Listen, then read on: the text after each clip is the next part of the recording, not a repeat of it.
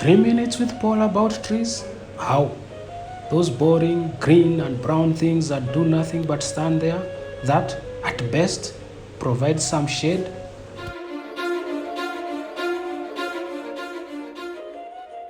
Well, yes.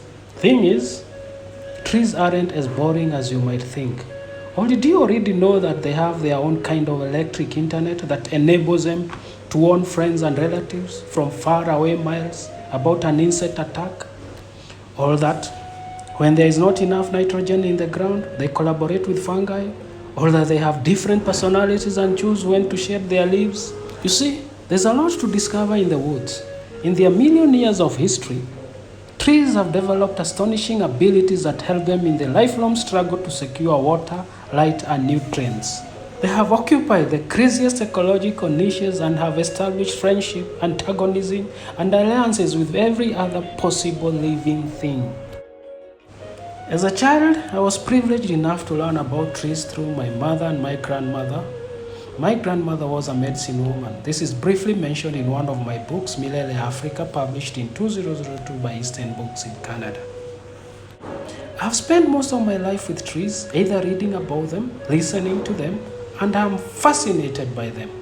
Everybody talks about animals, but no one thinks about trees as much. As I always knew, there is more to trees than what meets the eye. Trees play a vital role in global water and carbon dioxide cycle. They are our planet's lungs. We owe to the trees a great deal. They clean the air we breathe and help ensure the availability of water, even in the world's most remote locations. In fact, without trees, humans would be unable to survive. Trees gather CO2 from the air and store it, and when they die, some of this gas is re-released into the atmosphere, but much of it remains in the trees. By burning these dead trees, whether in the form of coal or gas, we are releasing this carbon dioxide back into the atmosphere and contributing to global warming. Living trees are connected to the soils in many ways as well. Roots also connect trees to one another. It's not unusual for two adjacent trees to share nutrients and information through them. Young trees live a dangerous life with a high rate of child mortality. There are types of trees that prefer growing next to one another, which need the protection of the forest, and others that often stand alone, where they can grow and enjoy a whole day of sun and a lot of space. But of course, this exposes them to storms and other dangers. Trees learn from experience. They have to make a lot of decisions throughout their lives. When do they shed their leaves? When do they let their roots grow towards the east, where there might be nutrients in the earth, or towards the west, where there is more moisture? Not only do trees make their own decisions, they also learn from their mistakes. A tree that, for example, keeps its leaves too long during 1 year will never make the same mistake again. This leads to several other conclusions. Trees must notice the temperatures and the length of the day and be able to save their experiences somewhere. Obviously, trees don't have brains, but it is thought that in the sensitive tips of their roots, they keep track of information and experiences.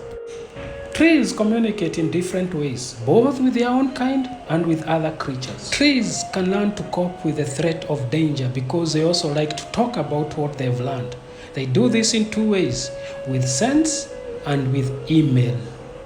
When, for example, a tree suffers a caterpillar infestation, the tree releases a scent that attracts a species of tiny wasps. These wasps fly to the affected tree and lay their eggs in the caterpillars. When these eggs hatch, the larvae attack and eat the caterpillars. Information travels even faster through the forest's own internet. Electric pulses can only spread very slowly within a tree itself. If, for example, a caterpillar starts munching on a leaf, the leaf's fiber send out electric signals. These signals travel along the fiber at a tip rolling pace of 1 centimeter per minute. And at the ground, however, almost every tree is linked to countless fungal threads, which can transmit electric signals much more quickly. One single fungus can spread itself over several miles and thus connect many trees with each other. We know that trees can send specific electric signals to the fungal and thus inform other trees nearby about insects or drought or other dangers. How that actually happens, it's still not fully understood, but it's being studied. In our African savanna, where giraffes like to eat umbrella acacias, within minutes of this happening to an acacia, it will release poison in its leaves and at the same time emits a warning gas, ethanol, that alerts other trees within 100 meters radius of the attack. And you know what? The giraffes know this game well. Within a few minutes, they head off to another tree that's about 100 meters away, or to trees that are upwind, and continue eating. But for a bit, the immediate surroundings of the umbrella acacia is protected against further attacks.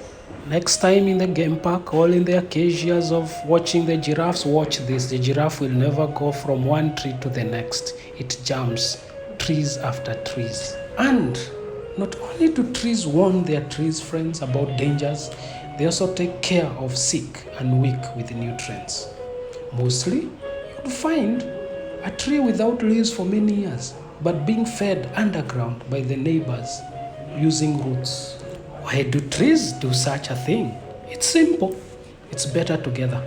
Trees need the forest. It protects them from storm, provides the right microclimate, and warns them of attacks, so they help each other out. Whoever understands that trees have a memory, that they can feel and live together with their children, won't be able to fell trees whenever it's convenient. This person will look for the trees that have fulfilled their duty in the ecosystem, those occupying a position that other trees can soon grow into and take over.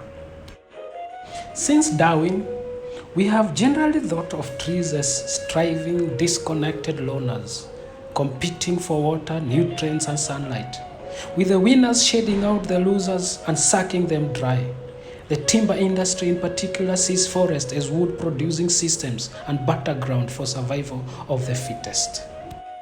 There is now a substantial body of scientific evidence that refutes that idea. It shows instead that trees of the same species are communal and will often form alliances with trees of the other species. Forest trees have evolved to live in cooperative, interdependent relationships, maintained by communications and a collective intelligence similar to an insect colony. These soaring columns of living wood draw the eye upward to their outspreading crowns, but the real action is taking place underground, just a few inches below our feet. My parting shot, trees are undervalued organisms. They can do much more than is often realized. They communicate and help each other out. They have a senses and are designed to fit well into their places in the ecosystem.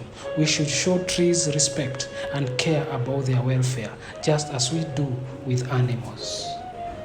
Save me, hug me, all life is one life. Thank you very much for watching. I'd like to hear your comments. Thank you for subscribing. If you haven't, please subscribe. Thank you.